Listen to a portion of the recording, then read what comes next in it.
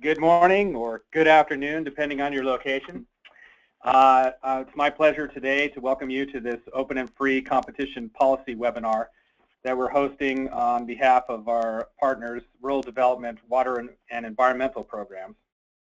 Rural Development is a leader in helping rural America improve the quality of life and increase the economic opportunities for rural people all across our nation. And we're proud to partner with them to provide technical assistance for water and wastewater systems. And I just now, I guess, without any further ado, like to turn it over to Jackie Ponte. She's the Assistant Administrator of WEP with Rural Utility Service. Welcome, Jackie. Thank you, Matt, and thank you to National Rural Water Association for hosting this very important webinar. My name is Jackie Ponte Lazark. I am the Assistant Administrator for the Water and Environmental Programs here at USDA's Rural Development Rural Utility Service. I've been in this position for about 8 years now, and I want to welcome you to this very important policy webinar. We have had requests over the years for more information and clarification on what our policy means with regard to open and free competition, and we felt this was a really good time to host these webinars. And if you find it useful, we may continue to host them on a periodic basis and give you an opportunity to ask questions as new situations arise. As Matt said, USDA Rural Development has a very proud history of working with rural communities, in particular in the water and waste disposal sector. We provide funding for construction and expansion of water and waste disposal systems in rural towns of 10,000 or less. We are uniquely rural focused. The program is about 78 years young, and it's still as vital today as it was when it was created. The needs have not gone away, and in fact, many communities are in need of complete overhauls of the systems that they have just from aging infrastructure. My office sits here on Independence Avenue, and for those of you who've been watching, DC Water is having to replace their very old infrastructure. And so we live it here from our offices in Washington, and as I travel throughout the country, we see it in communities across the country and across rural America. Just since 2009, Rural Development has funded more than 5,100 projects, investments of $12.3 billion, and that will improve the lives of nearly 18 million rural residents when they are all completed. Ensuring open and free competition on the projects we fund is a key component of our program, and that's what makes today's webinar all the more important. We're happy to provide this information to you who are not only participate in our programs, but work with the rural systems that we serve and communities across the country. And so I will turn it over to Ben Schuman, our senior engineer, and Nicole Schindler, our other senior engineer, to provide you this information. We look forward to answering your questions. Thanks, and I'll turn it over to Ben. Thank you, Jackie. Hello, everyone. Thank you for joining us. This is Ben Schuman of the U.S. Department of Agriculture Rural Development Rural Utilities Service. Today we're going to discuss open and free competition requirements applicable to the water and environmental programs. The purpose of this webinar is to clarify our requirements so all parties understand the basis of our approach to this important issue.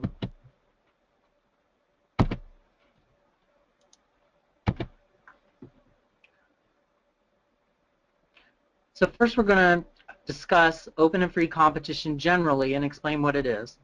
We'll talk about the basis of the requirements, explain the reasons that the policy was issued in 2012, and provide some highlights of that policy. We'll discuss the concept of brand name or equal.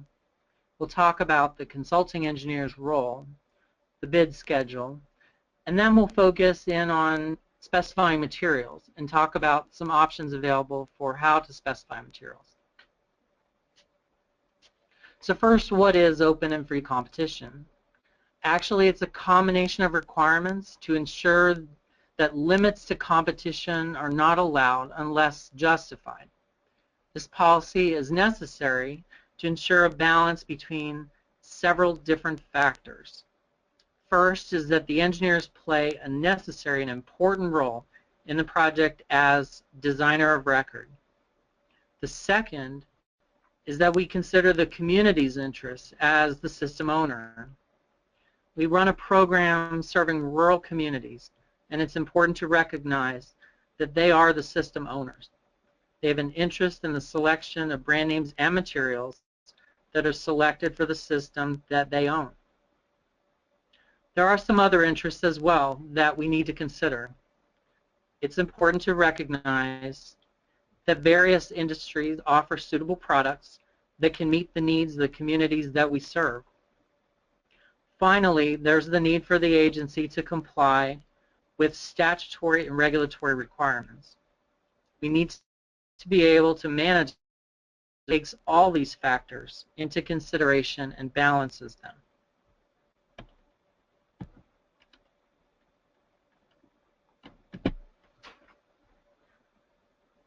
So then what is the basis of these requirements?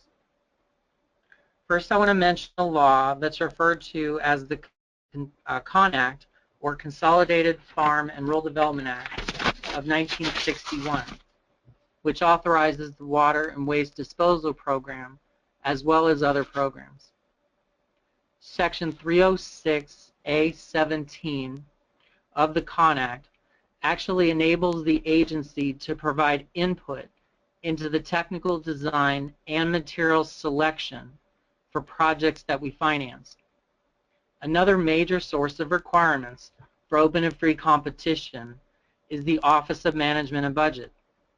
Their requirements come from what is now known as Part 200, which is the consolidation of a number of requirements that were in previous OMB circulars.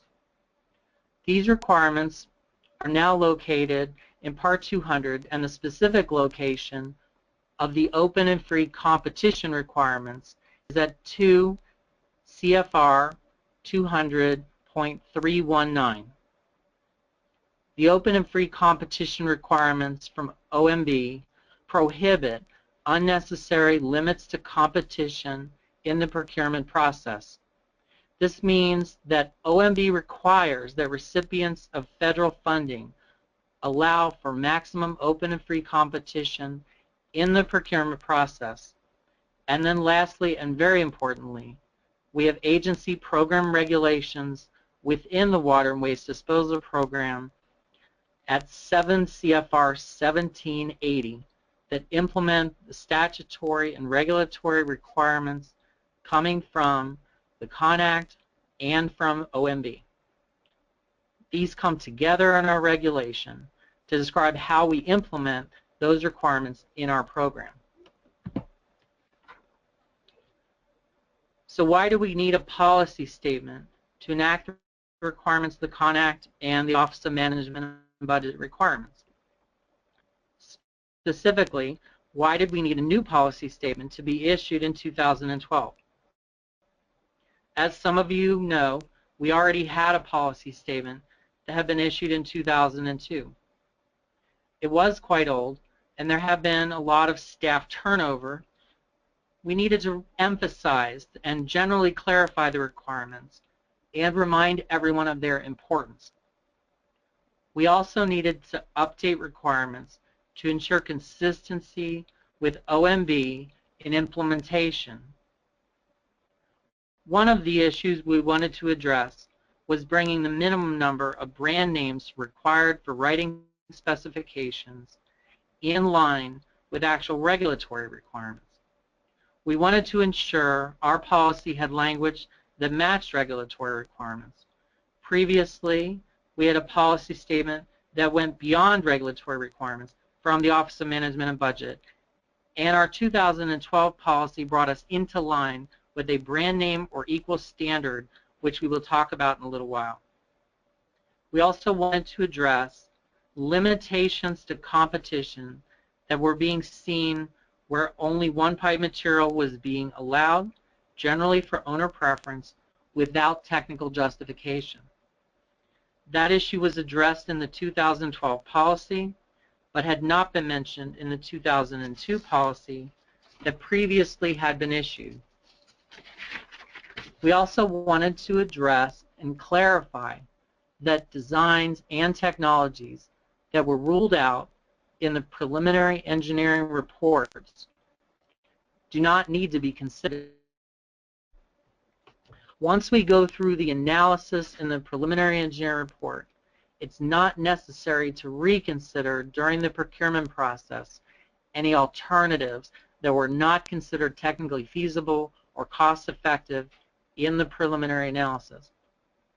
Finally, the last highlight we want to make here is that it's okay for an engineer to specify proprietary equipment as long as they allow an equal.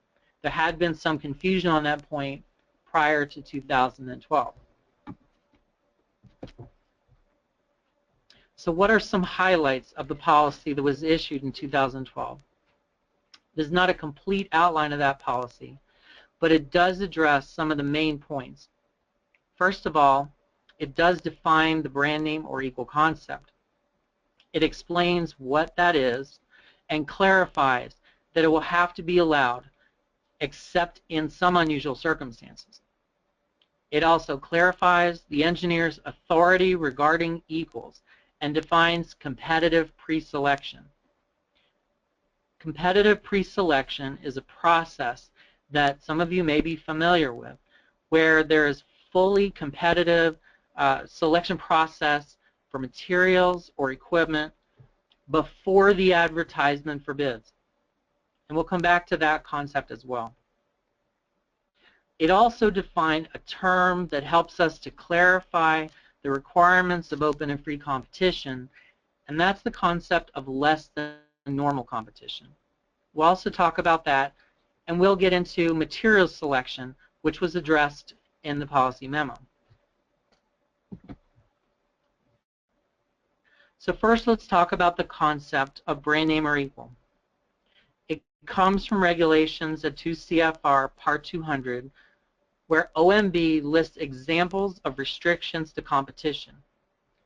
Two examples that come from that document that demonstrate situations considered restrictive of competition include specifying only a brand name product instead of allowing an equal product to be offered, and any arbitrary action in the procurement process.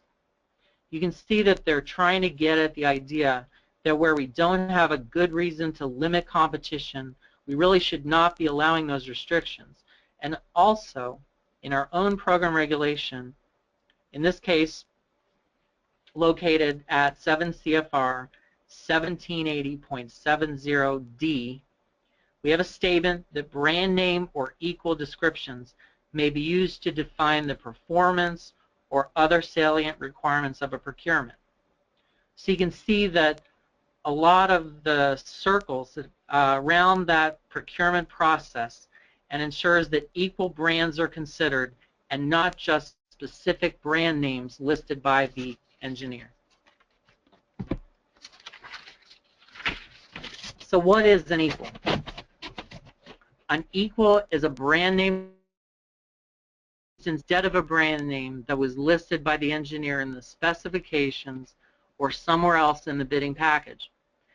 They would establish that based on, number one, the quality, materials of construction, and other similar factors, and number two, whether a brand name would be expected to reliably perform and function, and number three, whether it had a proven track record of performance and a record of service. In order to establish that a product is an equal, the bidder or contractor must certify that there will be no increase in contract cost or contract performance time, and that the brand name that they're offering would conform substantially to that item which was named in the specifications.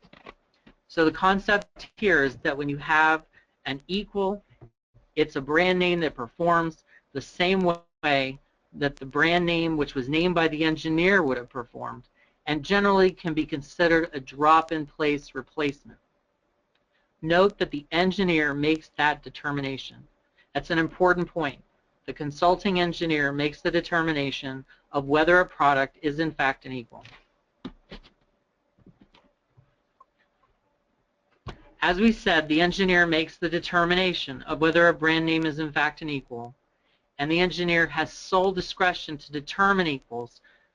Making that determination is actually part of their responsibility as designer of record, if the engineer makes a determination that a brand name is an equal before bids are open, they issue a bid addendum to make that statement. On the other hand, after award, if a contractor proposes an equal, evaluation is made through the shop drawing approval process. Note that shop drawings do not generally come to USDA for evaluation. Finally, a note about substitutes. The terms equal and substitute are used differently here. A substitute is something that is not a drop-in-place replacement. It represents a little bit different way of solving the problem. Bidders and later contractors have every right to suggest alternative approaches, and their ideas may be incorporated into the project design. But owners and their project engineers do not have to consider substitutes. They do have to consider equals, and the evaluation of equals, again, must be made on that technical basis.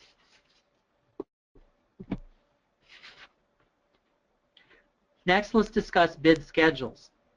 The bid schedule, of course, is a table in the bidding documents where unit prices and quantities are listed and where bidders show how much their bid would be.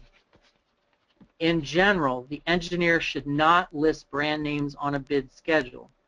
The reason for this is that when brand names are listed on the bid schedule, it tends to decrease competition because bidders will recognize that a particular brand is the brand that's expected for that project, and this restricts competition. It is generally not allowed on USDA-funded projects. The actual unit price of an item can only be listed on a bid schedule where there has been some pre-selection process. We'll talk about that again later in the presentation. That would only be allowed where it was pre-approved by the agency. In addition to these issues, I want to mention that we do not allow tables where the bidder lists manufacturers with their bid. We understand that this can be a topic that concerns engineers because of the potential for bid shopping, but this discourages bidders from offering equal products to the named manufacturers contrary to the requirements for open and free competition.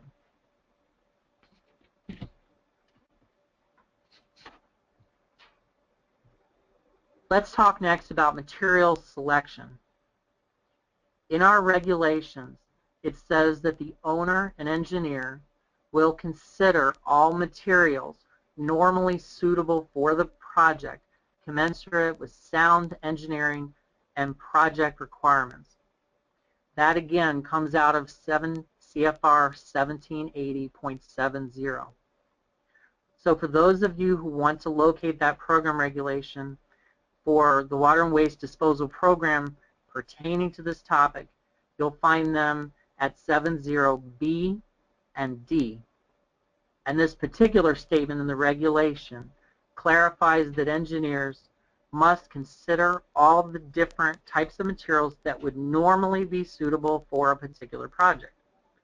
They can't, for example, just say that a particular project will only use the given material without that consideration of other materials. And we'll get back into some more detail about how that works. But it's important that they consider the different types of materials that could be used.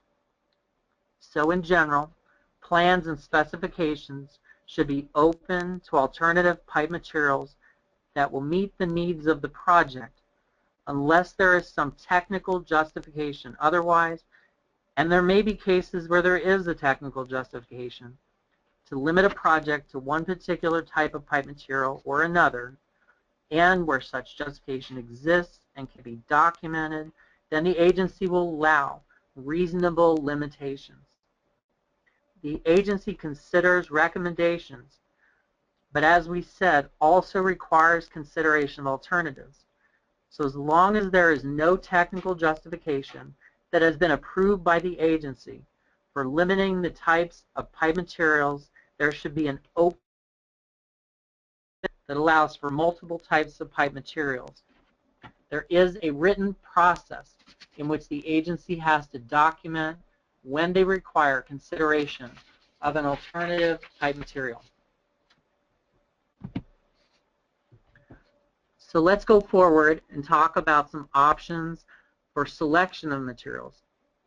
It's important for the project for the engineer to consider different materials so that we have maximum open and free competition for projects. But on the other hand, we said that there's also a balance to consider. You need to make sure that we're considering all the factors. You need to make sure that the consulting engineer is taking their appropriate role as designer of record. On the other hand, we have to comply with some of the rules that are fairly strict for open and free competition. One option is for the engineer to allow market forces to provide the best option from among technically acceptable choices. However, there are some approaches that can be used by the consulting engineer to provide the kind of technical justification that is needed to take more control of this process. The first one I want to talk about is the design approach, which involves putting some of this information into the analysis in the preliminary engineering report. I'll come back to that. The second is competitive pre-selection. That's where there's going to be full and open competition that will take place prior to finalizing the design and selecting a contractor. The third one we're going to talk about is justifying less than normal competition. We still have maximum open and free competition, of course, but there may be some unusual circumstances. I'm also going to mention bid alternates and lifecycle bidding. The first topic is the design approach, which really means using the lifecycle cost analysis in the preliminary engineering report to address concerns related to consideration of different materials, or it could be different designs or technologies. With this approach, we can use the lifecycle cost analysis to determine which approach or material approved provides the most practicable service then that may impact the procurement process later on. Note that program regulations at 7 CFR 1780.57N require the design to provide the most economical service practicable. The best way to address that early in a project is through the life cycle cost analysis in the preliminary engineering report. It is possible to have analysis that addresses materials or technologies in the preliminary engineering report, and as we said in the 2012 policy memo, alternatives that have been ruled out in a preliminary engineering report do not have to be considered further if they were excluded by planning stage analysis in that report, but this must be concurred in by the agency. So we don't have to go back and open up competition choices for options that are already analyzed and determined not to meet our requirements for having the most economical service practicable. But this process of determining which material or technology requires that the agency be involved in the review of the preliminary engineering report to the extent that the consulting engineer provides any kind of limitation in that report. The PR approval must clarify that the material selection was approved or the limitation would not be considered concurred in for purposes of later procurements.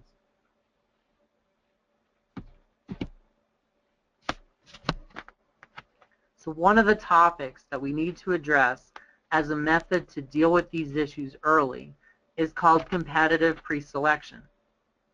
It is addressed in the 2012 memo as an exhibit. What we're dealing with in competitive pre-selection is working with our communities and their engineers to help them use the competitive negotiation process to purchase items needed for the project, such as pipe, in advance of advertisement for bids, and this is allowed under 7 CFR 1780.72C. The process is fully competitive, but it's not a regular bidding process. It takes into consideration some factors other than cost, and it takes place early to enable the engineer to know in advance what manufacturers they may be using. It could be used to establish not only a particular material, but even the particular brand name. As long as the process is followed correctly, it counts as full and open competition. So how would it be done? Pre-selection starts with a request for proposals and then proceeds through several stages, including a selection process where proposed products are arranged in accordance with factors that are identified in the request for proposals, and the best product is selected, or best is defined based on the cost and other factors named in the request for proposals, such as proven quality or anticipated operation and maintenance costs or other factors. The engineer and owner would perform evaluation and make a selection in advance. It is important that the process for decision-making and selection is clearly stated in the request for proposals so that the use of this approach would not potentially open the possibility of conflicts that could delay projects. Actually, once there is a selection made, then we go into a phase where there is a contract between the owner and the manufacturer. So we have a contract that is temporary, that enables the owner and manufacturer to have a particular price that then goes into the bidding documents for solicitation of the general contractor, along with the name of the selected manufacturer. When the general contractor is selected, they're actually assigned the contract from the owner. So the general contractor gets their own contract with the owner, but they're assigned the contract from the manufacturer for materials or equipment or other items. This represents full and open competition. It just represents a different approach. This process gives the engineer the ability to finish the design, knowing which materials or products they will be using. The downside of this process is that there are extra steps involved.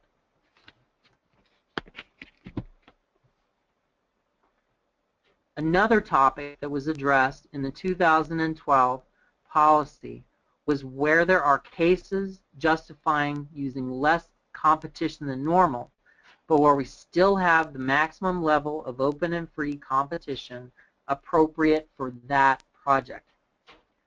We're going to see a few examples here coming from the policy of cases where there is less competition, but which we consider to be maximum and open and free competition for that project.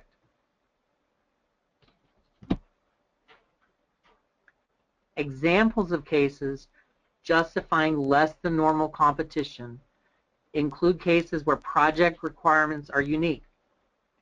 Although this is fairly general, we need to allow for unusual circumstances, which should necessarily be rare. In some cases, there will be a need for interchangeability of parts or equipment for existing systems, where the project is for expansion of the system. There shouldn't be as much of this as there may have been in the past, as a lot of technologies are capable of communicating with each other now. An example from the past was the expansion of a SCADA equipment system, and while this still may be an issue in some cases, increasingly computers can communicate with each other and with other types of computers. In some cases, a product or material is available only from a single source, and the need for that product has been demonstrated with the technical justification or life cycle cost analysis in the preliminary engineering report. Sometimes we have a situation where a specific material type is necessary to meet a technical need. There may be situations where only one source provides an item that is needed to meet a technical need that may or may not have been addressed in a preliminary engineering report. The last one listed in the policy is that sometimes regulatory authorities require the use of proprietary items or specific materials in permits or in regulations on the basis of their authority under the Clean Water Act or the Safe Drinking Water Act or similar legislation at the federal level.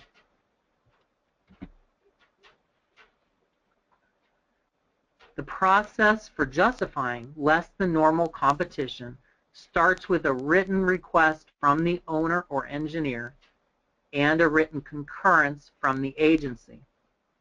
Then we want to make sure the named item or items are listed in the specifications and the bid schedule provided.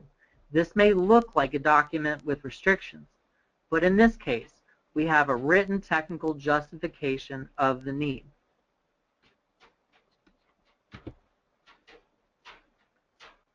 Bid alternates are another approach that can be used for consideration of the cost of one option versus another. In this approach, we can compare choices and determine which material or design has a lower cost for a given project. Typically, this approach uses just the capital cost, but is allowed. It cannot be used just to get at a particular brand name. In that case, it would be known as a base bid add or deduct. We cannot use that approach, but it can be used to address different pipe materials or different designs. Bidding documents that use bid alternates must establish a clear process for determining which actual alternate will be selected, if any. Without a clear process for choosing which alternates to award, a project award may be open to challenge. And then we have lifecycle bidding. This is a sometimes complex technique where long-term costs are considered in award. Part 200, the OMB regulation that we mentioned earlier, actually notes that life cycle factors may be used at 2 CFR 200.320C24. Life cycle bidding is where you use a traditional design bid build process and you go through the standard evaluation of bids, but then you adjust the bids to determine who receives award, considering issues such as operation and maintenance costs that could be addressed from different designs or selection of material types. Each bidder could provide a bid based on several design or material options. The agency would have to approve any life cycle factors or methodology to ensure that it's based on technical issues and not preference. This is also a technique that can result in some problems if it's not done properly, due to the potential for a subjective nature of life cycle factors. The agency therefore has to approve both the use of the technique and the details of the process to ensure open and free competition. So in conclusion, there are many types of pipe materials that an engineer can consider. The agency requires engineers to consider many options, but doesn't require that engineers consider every single option, just those that are normally suitable for the specific project. If there is no agency-approved reason for limiting design in the procurement process, then the choice of materials must be left to the construction contractor, and that means having specification sections that address different pipe materials. Finally, we want to emphasize that the agency does not favor and does not have a preference for any specific type of pipe material. That is a really important point. There is no specific brand name or pipe material that is preferred by the agency. Rather, the agency is concerned with ensuring a balance between the various factors involved such as the engineer's control of the project as designer of record and the agency's need to comply with maximum open and free competition regulations. Thank you very much for your participation today. Nicole, do you have frequently asked questions? Yes, I do. Hello, everyone. I am a senior engineer with USDA Rural Utilities Service in the Water Environmental Program. And we've put together a couple of frequently asked questions and have provided answers to those, which I will go over now. Question 1. If an engineer determines that a specific material is necessary or best suited, would stating or equal in the specifications be sufficient to comply with the open and free competition policy? The answer: the concept of or equal refers to a brand name and not materials. Question 2. What if the engineer states a preference versus providing a technical justification? Answer: in the administration of our funds, the engineer must follow statutes and OMB regulatory requirements which require a technical justification or documenting other suitable materials. The engineer can address technical justification for the specified materials in advance by using several processes described in the 2012 policy and in our presentation. USDA must concur in any technical justification, if appropriate, which justifies the need for a specific brand name or material. Question 3. Can we allow the listing of various materials on the bid schedule? Answer: a bid schedule may list more than one type of material as appropriate for the design, as long as open and free competition requirements are met. Question 4. With the request for proposals process, does the price have to be included, or can it be strictly performance-based? The RFP includes a set of criteria and/or factors, all of which will need USDA concurrence.